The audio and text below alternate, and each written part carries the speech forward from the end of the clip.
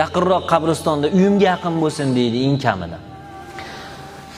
Bir kishi o'zi uchun bir qabr sotib olibdi. Qabr sotib olib, qabr kavlatib, nomini ham yozdirib qo'yibdi. Vaqti-vaqtida kelib o'zini qabrini kelib u yoq bu yog'ini qarab turar ekan. Vaqt o'tgandan keyin erinchoqlik qilib boradigan vaqtlari kamayib qopti. Shu asnosida bormay ham qo'yibdi o'zini qabriga. Boshida borib turar edi.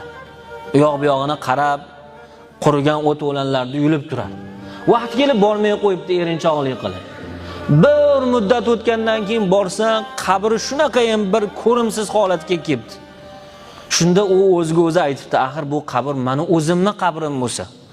Men o'zimki bu joyga kelgani erinchoqlik qilib, seni shunday tashab qo'ygan bo'lsam, meni yaqinlarim, do'stlarim, farzandlarim, ayollarim aniq tashab qo'yar ekan degan ekan.